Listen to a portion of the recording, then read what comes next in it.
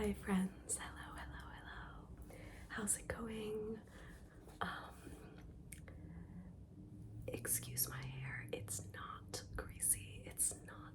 I promise. I just got out of the shower.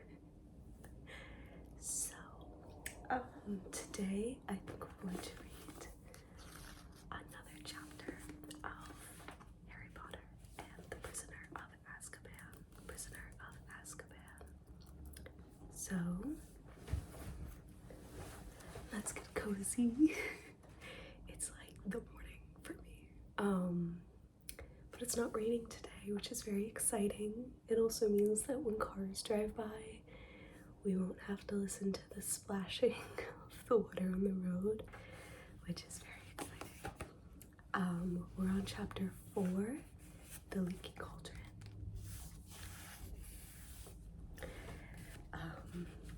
Which is a great one, in my opinion. It's so good. Let's get started. So, the Leaky Cauldron. It took Harry several days to get used to his strange new freedom.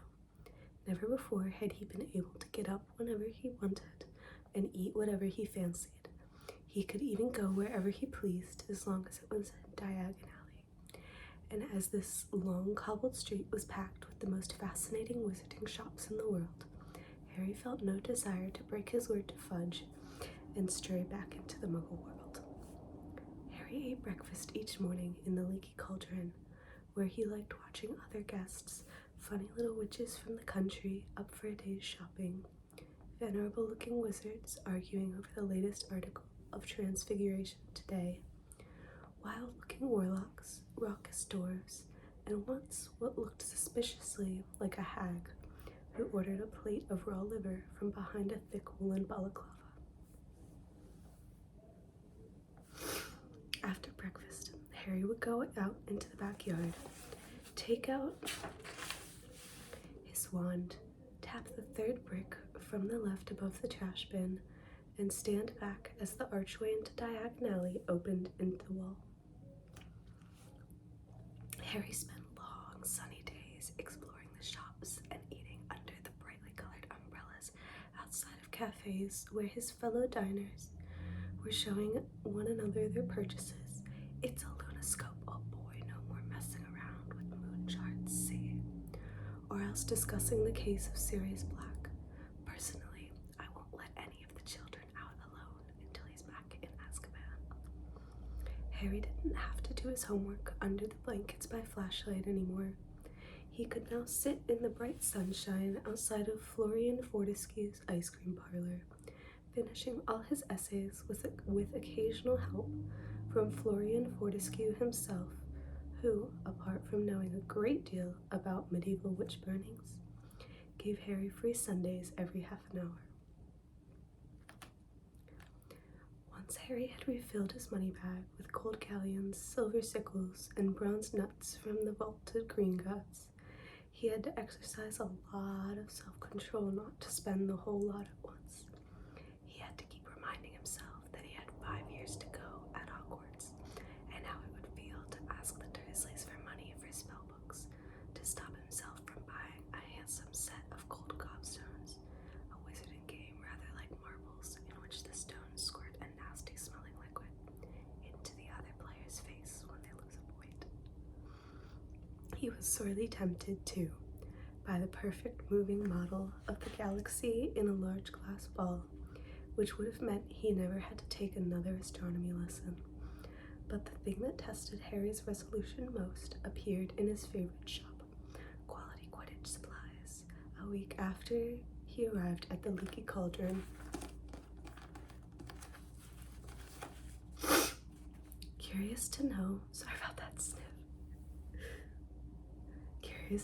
what the crowd in the shop was staring at, Harry edged his way inside and squeezed in among the excited witches and wizards until he glimpsed a newly erected podium on which was mounted the most magnificent broom he had ever seen in his life. "Just come out, prototype," a square-jawed wizard was telling his companion. "It's the fastest broom in the world, isn't it, Dad?" squeaked a young boy, younger than Harry, who was swinging off his father's arm. Irish international sites just put in an order for 7 of these beauties, the proprietor of the shop told the crowd, and they're favorites for the World Cup. A large witch in front of Harry moved, and he was able to read the sign next to the broom. The Firebolt. This state-of-the-art racing broom sports a streamlined, superfine handle of ash, treated with diamond hard polish and hand-numbered with its own registration number. Each individually selected birch twig in the broom tail has been honed to aerodynamic perfection, giving the Firebolt unsurpassable balance and pinpoint precision. Pinpoint precision. Pinpoint precision. That's so fun to say. Pinpoint precision. The Firebolt has an acceleration of 150 miles an hour in 10 seconds and incorporates an unbreakable braking charm. Price on request. Hold on a second, I gotta cough. There we go. Price on request. Harry didn't like to think how much gold the Firebolt would cost. He had never wanted anything as much in his whole life, but he had never lost a Quidditch match on his Nimbus 2000. And what was the point in emptying his Gringotts vault for the Firebolt when he had a very good broom already? Harry didn't ask for the price, but he returned almost every day after that just to look at the Firebolt. There were, however, things Harry needed to buy. He went to the apothecary to replenish his store of potion ingredients, and as his school robes were now several inches too short in the arm and leg, he visited Madame Malkin's robes for all occasions and bought new ones. Most important of all, he had to buy his new school books, which would include those for his 2 new subjects, care of magical creatures and divination. Harry got a surprise as he looked in at the bookshop window.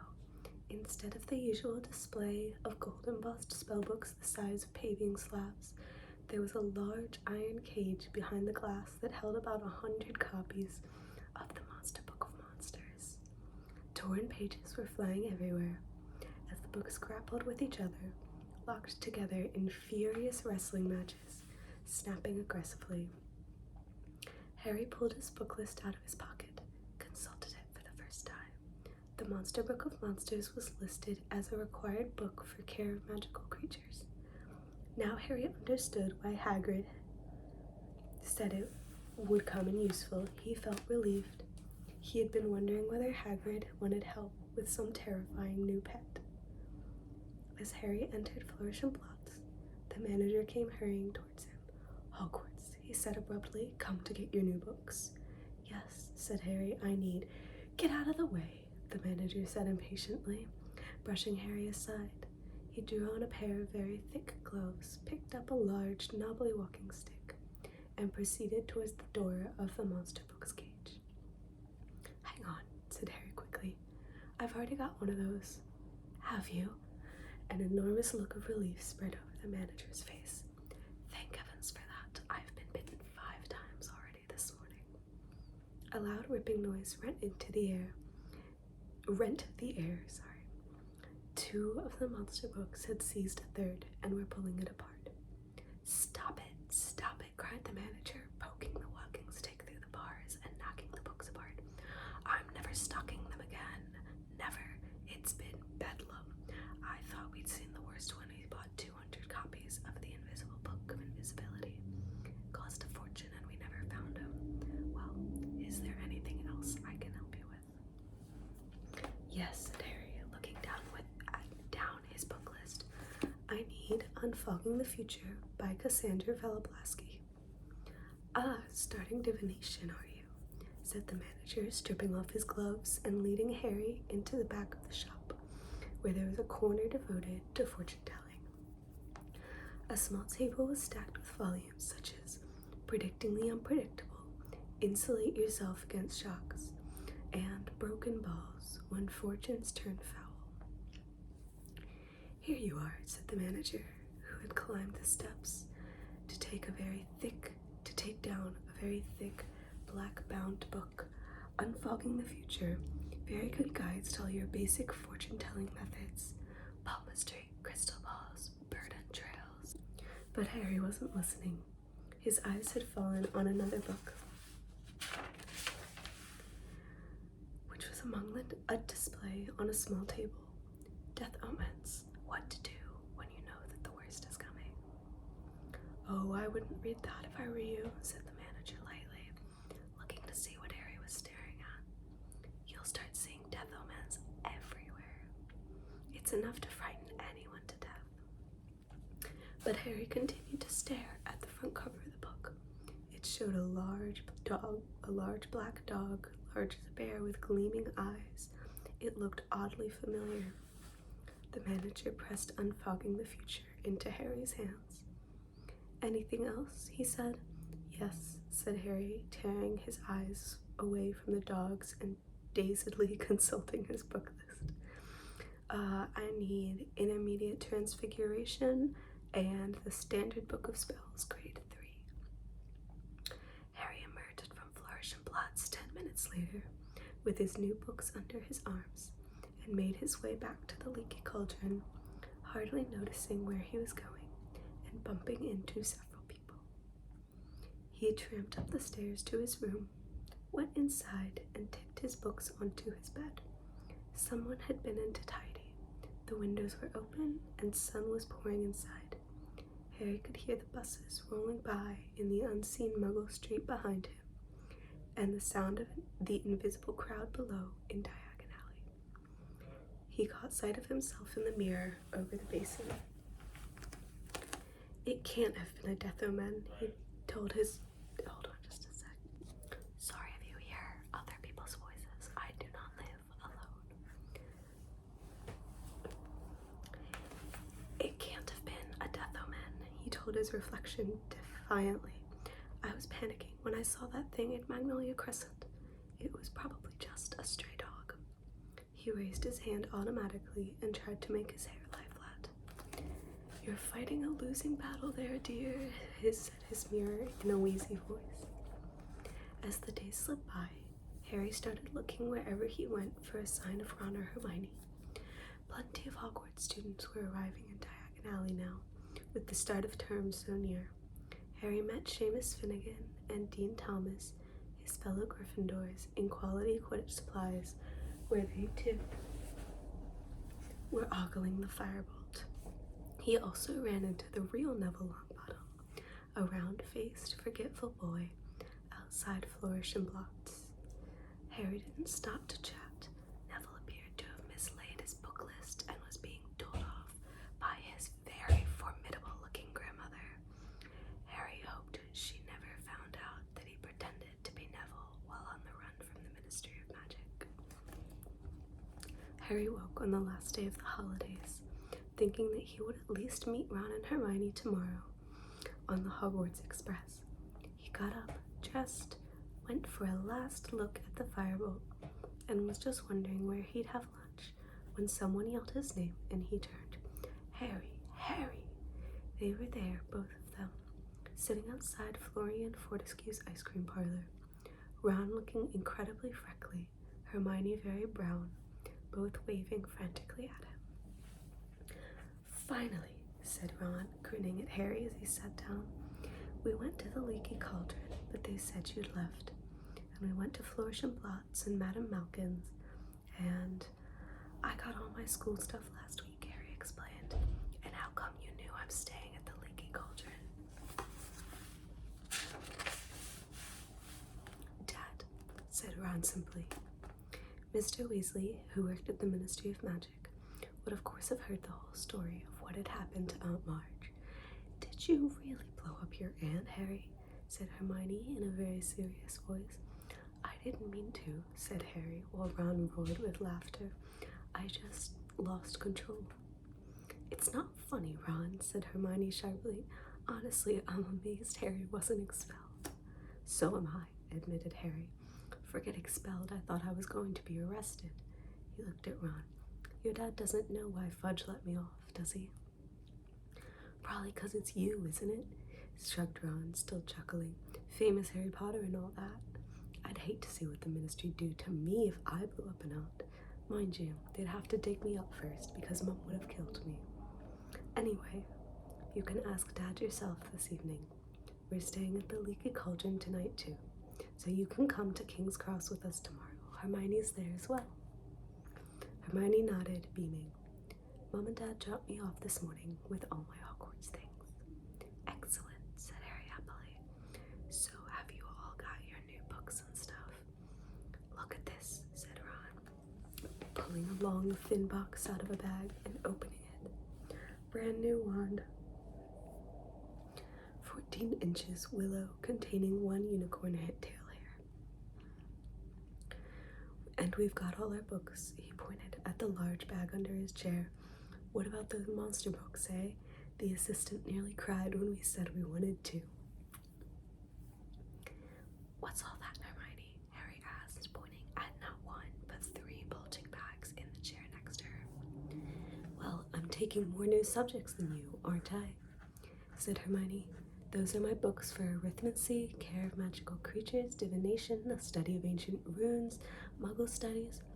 What are you doing muggle studies for? Said Ron, rolling his eyes at Harry. You're muggle born. Your mum and dad are muggles. You already know all about muggles. But it'll be fascinating to study them from the wizard point of view, said Hermione earnestly. Are you planning to eat or sleep at all this year, Hermione? Asked Harry while Ron sniggered. Harry ignored them. I've still got 10 galleons, she said, checking her purse. It's my birthday in September, and Mum and Dad want to give me some money to get myself an early birthday present. How about a nice book? Said Ron innocently. No, I don't think so, said Hermione composedly. I really want an owl. I mean, Harry's got Hedwig and you've got Errol. I haven't. Errol's a family owl. All I've got is Scabbers. He pulled his pet rat out of his pocket. And I want to get him checked over, he added, placing Scabbers on the table in front of them. I don't think Egypt agreed with him. Scabbers was looking thinner than usual, and there was a definite droop to his whiskers. There's a magical creature shop just over there, said Harry, who knew Diagon Alley very well by now. You could see if they've got anything for Scabbers, and Hermione can give her owl.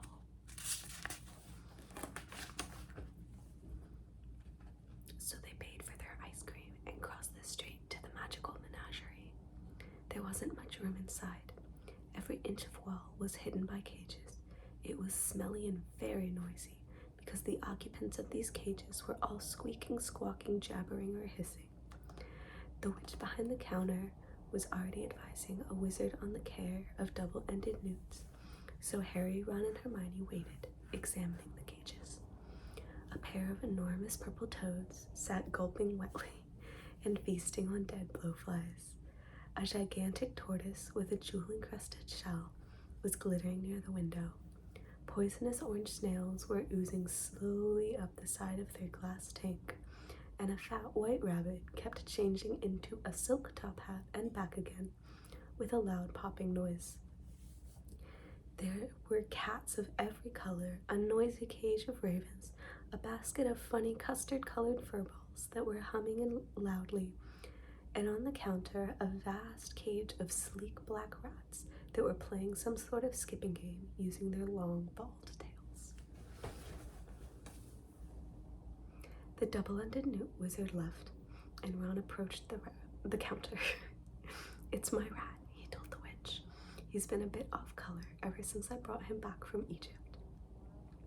Bang him on the counter, said the witch, pulling a pair of heavy black spectacles out of her pocket. Ron lifted Scabbers out of his inside pocket and placed him next to the cage of his fellow rats, who stopped their skipping tricks and scuffled to the wire for a better look. Like nearly everything Ron owned, Scabbers the rat was second-hand. He had once belonged to Ron's brother Percy, and a bit battered. Next to the glossy rats in the cage, he looked especially woebegone. Said the witch, picking up Scabbers. How old is this rat? Dunno, said Ron, quite old. He used to belong to my brother. What powers does he have? Said the witch, examining Scabbers closely. The truth was that Scabbers had never shown the faintest trace of interesting powers. The witch's eyes moved from Scabbers' tattered left ear to his front paw, which had a toe missing, and tutted loudly. "He's been through the mill, this one," she said. "He was like that when Percy gave him to me," said Ron defensively.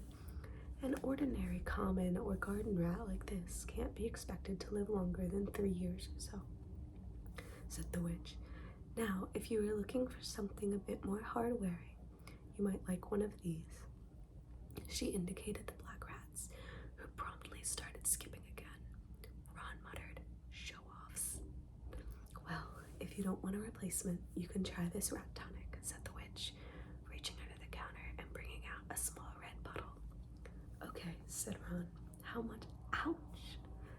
Ron buckled as something huge and orange came soaring from the top of the highest cage, landed on his head, and then propelled itself, spitting madly at Scabbers. "No, Crookshanks, no!" cried the witch, but Scabbers shot from between her hands like a bar of soap, landed splay-legged on the floor, and then scampered for the door. "Scabbers!" Ron shouted, racing out of the shop after him. Harry followed. It took them nearly 10 minutes to catch Scabbers, who had taken refuge under a wastepaper bin outside Quality Quidditch Supplies. Ron stuffed the trembling rat back into his pocket and straightened up, massaging his head. "What was that?"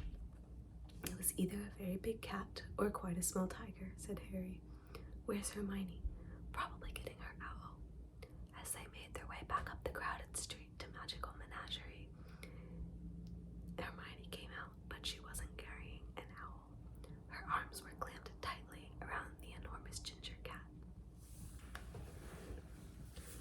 "You bought that monster," said Ron, his mouth hanging open. "He's gorgeous, isn't he?" said Hermione, glowing. That was a matter of opinion, thought Harry. The cat's ginger fur was thick and fluffy, but it was definitely a bit bow-legged, and its face looked grumpy and oddly squashed, as though it had run headlong into a brick wall. Now that Scabbers was out of sight, however, the cat was purring contentedly in Hermione's arms. "Hermione, that thing nearly scalped me," said Ron. "He didn't mean to, did you, Crookshanks?" said Hermione. "And what about Scabbers?" said Ron, pointing at the lump in his chest pocket. "He needs rest and relaxation. How's he going to get it with that thing around?" "That reminds me, you forgot your rat tonic," said Hermione, slapping a small red bottle into Ron's hand. "And stop worrying. Crookshanks will be sleeping in my dormitory, and Scabbers in yours. What's the problem?" "Poor Crookshanks. That witch said he'd been there for ages and no one wanted him." "I wonder why," said Ron sarcastically as they set off towards the Leaky Cauldron. They found Mr. Weasley sitting in the bar, reading the Daily Prophet. "Harry," he said, smiling as he looked up, "how are you?" "Fine, thanks," said Harry, as he and Ron and Hermione joined Mr. Weasley with all their shopping. Mr. Weasley put down his paper. Harry saw the now familiar picture of Sirius Black staring up at him. "They still haven't caught him, then?" he asked. "No," said Mr. Weasley, looking extremely grave.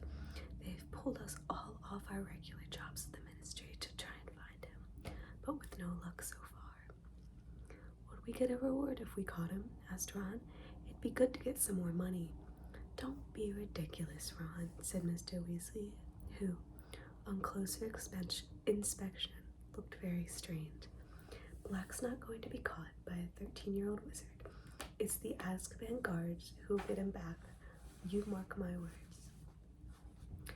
At that moment, Mrs. Weasley entered the bar, laden with shopping bags, followed by the twins, Fred and George, who were about to start their 5th year at Hogwarts, the newly elected head boy, Percy, and the Weasleys' youngest child and only girl, Ginny. Ginny, who had always been very taken with Harry, seemed even more heartily embarrassed than usual when she saw him, perhaps because he had saved her life during the previous year at Hogwarts. She went very red and muttered hello without looking at him. Percy, however, held out his hand solemnly as though he and Harry had never How nice to see you. Hello, Percy, said Harry, trying not to laugh. I hope you're well, said Percy pompously, shaking hands. It was rather like being introduced to the mayor. Very well, thanks. Harry, said Fred, elbowing Percy out of the way and bowing deeply. Simply splendid to see you, old boy. Marvelous, said George, pushing Fred aside and seizing Harry's hand in turn. Absolutely spiffing. Percy scowled. That's enough now, said Mrs. Weasley. Mum, said Fred, as though he'd only just spotted her, and seizing her hand too. How really corking to see you. I said that's enough, said Mrs. Weasley, depositing her shopping in an empty chair. Hello, Harry dear. I suppose you've heard our exciting news. She pointed to the brand new silver badge on Percy's chest. Second head boy in the family, she said, swelling with pride. And last, Fred muttered under his breath. I don't doubt that, said Mrs. Weasley, frowning suddenly. I notice they haven't made you two prefects. What do we want to be prefects for? Said George, looking revolted at the very idea. It'd take all the fun out of life. Ginny giggled. You want to set a better example for your sisters, snapped Mrs. Weasley. Ginny's got other brothers to set her an example, Mother, said Percy loftily. I'm going to go up and change for dinner. He disappeared, and George heaved a sigh. We tried to shut him in a pyramid, he told Harry, but Mum spotted us. Dinner that night was a very enjoyable affair. Tom the innkeeper put 3 tables together in the parlor, and the 7 Weasleys, Harry and Hermione, ate their way through 5 delicious courses. How are we getting to King's Cross tomorrow, Dad? Asked Fred as they dug into the sumptuous chocolate pudding. The Ministry's providing a couple of cars, said Mr. Weasley. Everyone looked up at him. Why? Said Percy curiously. It's because of you, Percy, said George seriously. And there'll be little flags on the hoods with HB on them for humongous big heads, said Fred. Everyone except Percy and Mrs. Weasley snorted into their pudding. Why are the Ministry providing cars, Father?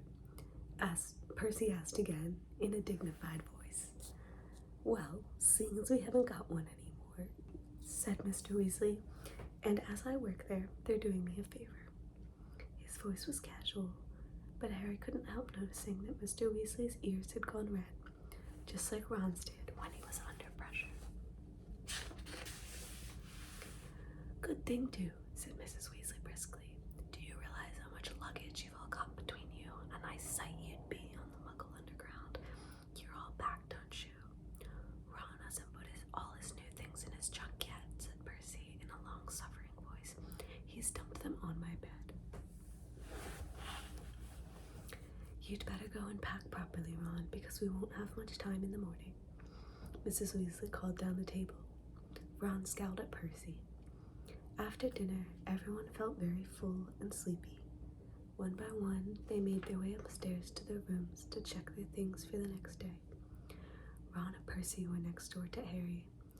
He had just closed and locked his own trunk when he heard angry voices through the wall and went to see what was going on. The door of number 12 was ajar, and Percy was shouting, It was here on the bedside table. I took it off for polishing. I haven't touched it, all right? Ron roared back. What's up? Said Harry. My head boy badge is gone, said Percy, rounding on Harry.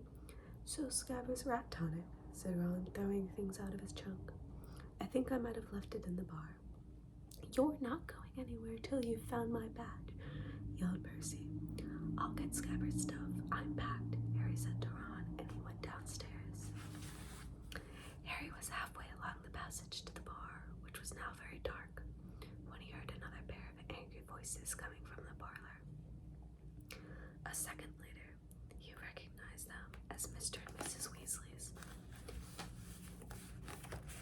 He hesitated, not wanting them to know he'd heard them arguing, when the sound of his own name made him stop, then move closer to the parlor door. Makes no sense not to tell him, Mr. Weasley was saying heatedly. Harry's got a right to know. I've tried to tell Fudge, but he insists on treating Harry like a child. He's 13 years old, and Arthur, the truth would terrify him, said Mrs. Weasley shrilly. Do you really want to send Harry back to school with that hanging over him? For heaven's sake, he's happy not knowing. I don't want to make him miserable. I want to put him on his guard, retorted Mr. Weasley. You know what Harry and Ron are like, wandering off by themselves. They've ended up in the Forbidden Forest twice. But Harry mustn't do that this year. When I think what could have happened to him that night he ran away from home. If the night bus hadn't picked him up, I'm prepared to bet he would have been dead before the Ministry found him. But he's not dead. He's fine, so what's the point? Molly, they say Sirius Black's mad, and maybe he is. But he was clever enough to escape from Azkaban, and that's supposed to be impossible. It's been 3 weeks, and no one's seen a hide nor hair of him. And I don't care what Fudge keeps telling the Daily Prophet. We're no nearer catching Black than inventing self-spelling wands. The only thing we know for sure is what Black's after. But Harry will be perfectly safe at Hogwarts. We thought Azkaban was perfectly safe. If Black can break out of Azkaban, he can break into Hogwarts. But no one's really sure that Black's after Harry. There was a thud on wood, and Harry was sure Mr. Weasley had banged his fist on the table. Molly, how many times do I have to tell you? They didn't report it to the press because Fudge wanted to keep it quiet, but Fudge went out to Azkaban the night Black escaped. The guards told Fudge that Black's been talking in his sleep for a while now. Always the same words. He's at Hogwarts. He's at Hogwarts. Black is deranged, Molly, and he wants Harry dead. And if you ask me, he thinks murdering Harry will bring you-know-who back to power. Black lost everything the night Harry stopped you-know-who, and he's had 12 years alone in Azkaban to brood on that. There was a silence. Harry leaned still closer to the door, desperate to hear more. Well, Arthur, you must do what you think is right, but you're forgetting Albus Dumbledore. I don't think anything could hurt Harry at Hogwarts while Dumbledore's headmaster. And I suppose he knows all this. Of course he knows. We had to ask him if he minds the Azkaban guards stationing themselves around the entrances to the school ground. He wasn't happy about it, but he agreed. Not happy? Why shouldn't he be happy if they're there to catch Black? Dumbledore isn't fond of the Azkaban guards, said Mr. Weasley heavily, nor am I, if it comes to that. But when you're dealing with a wizard like Black, sometimes you have to join forces with those you'd rather avoid. If they save Harry, then I will never say another word against them, said Mr. Weasley wearily. It's late, Molly. We better go up.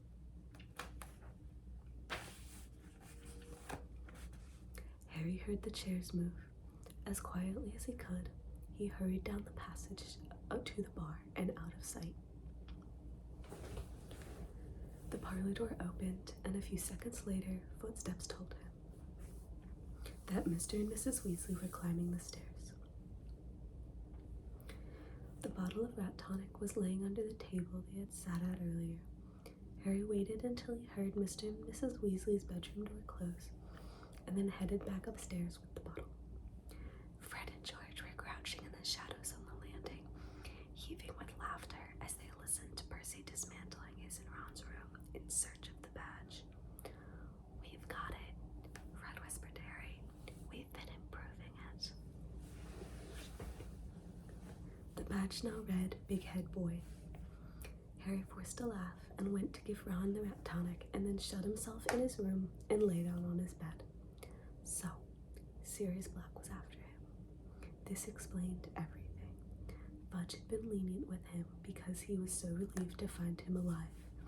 He'd made Harry promise to stay in Diagon Alley, where there were plenty of wizards to keep an eye on him, and he was sending 2 ministry cars to take all them to the station tomorrow so that the Weasleys could look after Harry until he was on the train. Harry lay listening to the muffled shouting next door and wondered why he didn't feel more scared. Sirius Black had murdered 13 people with 1 curse. Mr. and Mrs. Weasley obviously thought Harry would be panic-stricken if he knew the truth. But Harry happened to agree wholeheartedly with Mrs. Weasley that the safest place on Earth was wherever Albus Dumbledore happened to be. Didn't people always say that Dumbledore was the only person Lord Voldemort had ever been afraid of? Surely Black, as Voldemort's right-hand man, would be just as frightened as him. Would be just as frightened of him. And then there were these Azkaban guards that everyone kept talking about. They seemed to scare most people senseless, and if they were stationed all around the school, Black's chances of getting inside seemed very remote. No, all in all, the thing that bothered Harry most was the fact that his chances of visiting Hogsmeade now looked like 0. Nobody would want Harry to leave the safety of the castle until Black was caught. In fact, Harry suspected his every move would be carefully watched until the danger had passed. He scowled at the dark ceiling. Did they think he couldn't look after himself? He'd escaped Lord Voldemort 3 times. He wasn't completely useless. Unbidden, the image of the beast in the shadows of Magnolia Crescent crossed his mind. What to do when you know the worst is coming. I'm not going to be murdered, Harry said out loud. That's the spirit, dear, said his mirror sleepily. That is the end of chapter 4.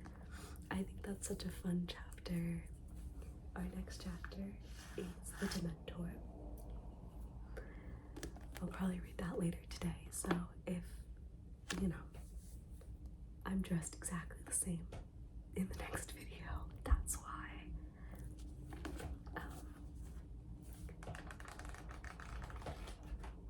In the meantime, I hope you guys enjoy this video. Have a nice day.